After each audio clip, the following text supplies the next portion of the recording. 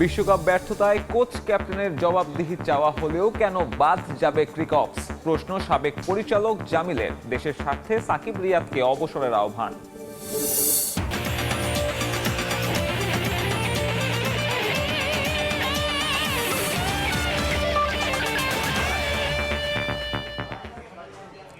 বিশ্বের নানা প্রান্তের খেলাধুলার খবর নিয়ে আমাদের নিয়মিত আয়োজন খেলার সময়, আর এই আয়োজনে আপনাদের সঙ্গে আছি আমি সাব্বির মিথুন। এবারে দেশের ক্রিকেট বিসিবির পরিকল্পনাহীনতার কারণেই বিশ্বকাপের মতো ইভেন্টে বারবার ব্যর্থ হয় বাংলাদেশ। আর সেই ব্যর্থতা ঢাকতে প্রতিবার তদন্ত আর জবাব চাওয়ার নাটক সাজান বোর্ড কর্তারা। কিন্তু দিন শেষে সেই একই তিমিরে রয়ে যায় লাল সবুজের ক্রিকেট। এভাবেই বাংলাদেশের বিশ্বকাপ পারফরমেন্সের ময়নাতদন্ত করলেন সাবেক পরিচালক খন্দকার জামিল উদ্দিন। বললেন, দেশের স্বার্থে এবার অন্তত মাঠের ক্রিকেটকে বিদায় বলা উচিত সাকিব রিয়াদের। বিশ্বকাপ আসে, বিশ্বকাপ যায়। দেশের মানুষের মুখে চুনকালি মাখিয়ে আশার বেলুন ফুটো করে ফিরে আসেন ক্রিকেটাররা। ফুঁসতে থাকা জনগণকে বোঝানোর জন্য বিসিবির পক্ষ থেকে চাওয়া হয় লোক দেখানো জবাবদিহি, মাঠে গড়ায় তদন্ত খেলা। কিন্তু দিন শেষে সবই আইওয়াশে পরিণত হয় বলে মন্তব্য বিসিবির সাবেক পরিচালক খন্দকার জামিল উদ্দিনের। অস্ট্রেলিয়া হারছে, আমরা হারলে অসুবিধা কি? এগুলি যখন খেলোয়াড়রা বুঝবে যে না, আমরা যাই পারফরমেন্স করি না কেন, দিন শেষে উইল বি ক্লিয়ার। আমরা আবারও সেই একই রকমভাবে ন্যাশনাল টিমে খেলবো, আবারও ফেল করব, আবারও আমাদেরকে একই রকম দায় মুক্তি দেওয়া হবে। আইসিসি ইভেন্টে বাংলাদেশের পারফরমেন্সের গ্রাফ নিম্নমুখী দীর্ঘদিন ধরে। এর জন্য যতটা দায় ক্রিকেটার এবং কোচিং স্টাফদের, তার সমান দায় ক্রিকেট অপারেশনসেরও। কিন্তু কখনোই এর জন্য জবাব দিতে হয় না অপসকে। 17 বছর পরেও কেন তা আমার বলতে হবে যে আমরা টি-20-তে ভালো না? এটা কি আমার ব্যর্থতা না?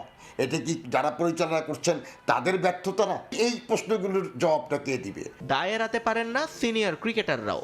শুধুমাত্র অতীত পারফরমেন্সের জেরে টিমে জায়গা ধরে না রেখে তাই তাদেরও সরে দাঁড়ানোর পরামর্শ সাবেক পরিচালকের। রিটায়ার না করলে বোর্ড থেকে মান্থলি বেতন পাবে, বোনাস পাবে, ম্যাচ ফি পাবে, অনেক কিছু পাবে। অর্থনৈতিক বিষয়টা এখানে জড়িত।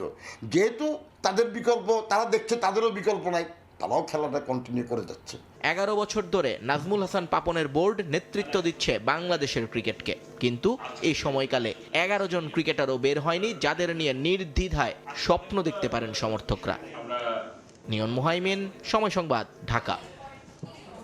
7 বছর ধরে বরিশালে নেই কোনো লিগ বা টুর্নামেন্ট। ক্যারিয়ার নিয়ে শঙ্কায় উদীয়মান ক্রিকেটাররা। সংস্কারের নামে মাঠ আটকে রাখা, আঞ্চলিক ক্রিকেট সংস্থার কমিটি না থাকা সহ নানান অজুহাতে বন্ধ আছে বিভাগীয় লিগ। তবে স্টেডিয়ামের কাজ শেষ হলে দ্রুতই লিগ আয়োজনের কথা জানান জেলা প্রশাসক। সুমন হাসানের তোলা ছবিতে অপূর্ব রিপোর্ট। প্রতিষ্ঠার অর্ধ শতাব্দী পার হলেও এখন পর্যন্ত কোনো আন্তর্জাতিক ম্যাচ মাঠে গড়ায়নি বরিশালের শহীদ আব্দুর রব সাইনিয়াবাদ স্টেডিয়ামে।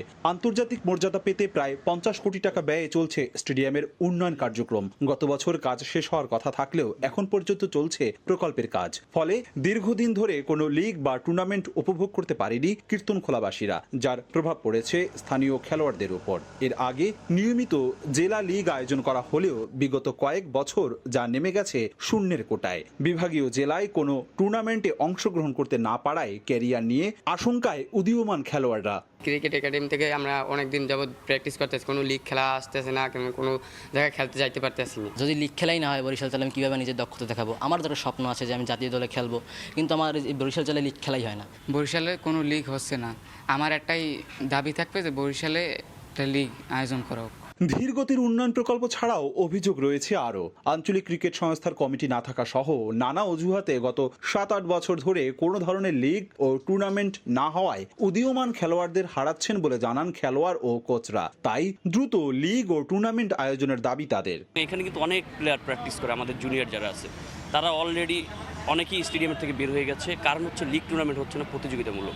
অতি দ্রুত আমাদের এই লিগ টুর্নামেন্টগুলো যদি চালু করা হয়, ইনশাল্লাহ বরিশাল থেকে ভালো মানের প্লেয়ার বের হবে। প্লেয়াররা প্র্যাকটিসই করে যাচ্ছে।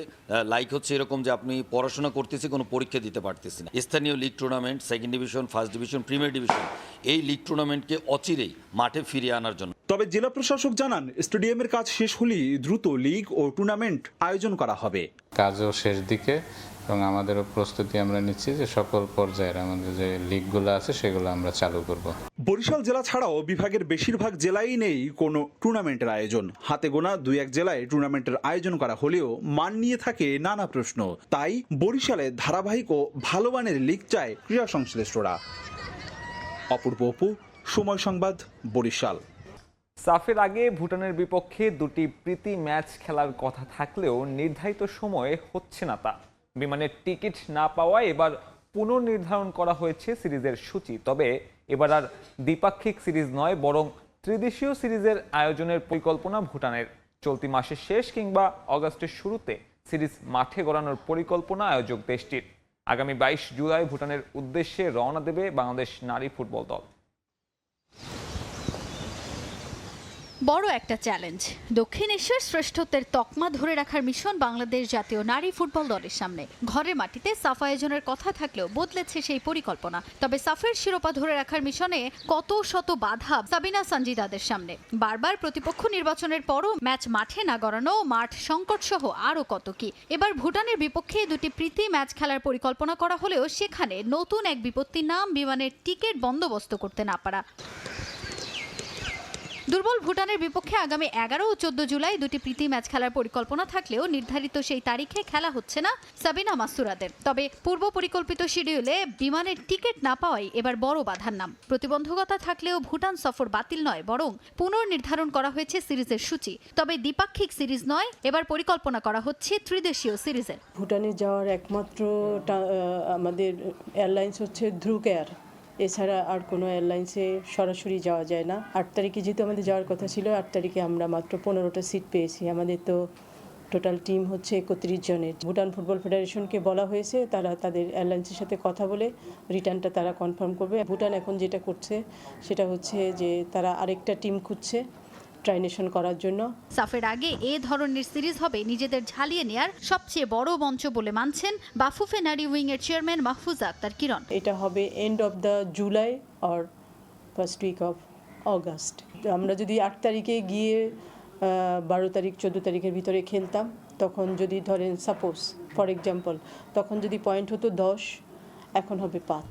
যেহেতু ট্রাইনেশন হবে ভুটান আরেকটা টিম এবং আমরা খেললে আমার মনে হয় সেটা আরো বেশি কম্পিটিটিভ হলো। আগামী 22 জুলাই ভুটানের বিপক্ষে উড়াল দেবে বাংলাদেশ জাতীয় নারী ফুটবল দল।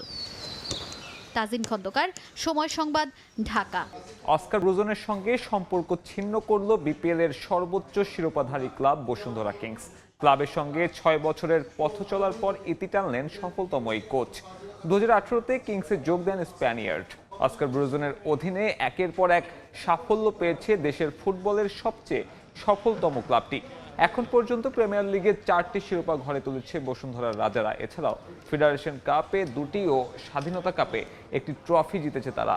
আর চলতি মৌসুমে ট্রেবল জিতে অন্যান্য উচ্চতায় পৌঁছেছে কিংস। তবে এএফসি কাপে সাফল্যের দেখা না পাওয়ায় কোচের সঙ্গে চুক্তি বাড়ানোর সিদ্ধান্ত নেয়নি কিংস বলে ধারণা করা হচ্ছে। নতুন মৌসুমে ব্রুজনের জায়গায় নতুন কাউকে আনার পরিকল্পনার কথাও কোচকে এরই মধ্যে জানিয়েছে বসুন্ধরা কিংস। প্রিয় ক্লাবের সঙ্গে সম্পর্কের ইতি টানার বিষয়টি নিজের ফেসবুক প্রোফাইলে পোস্ট করেছেন এই স্প্যানিয়ার্ড। এই ছিল খেলার সময় এখনকার আয়োজন। দুপুরের সময় সঙ্গে থাকবেন সজল মিত্র রিচার্ড। সাব্বির, আপনাকে ধন্যবাদ। দুপুরের সময় নিয়ে ফিরছি কিছুক্ষণ পর, সঙ্গেই থাকুন সময়ের।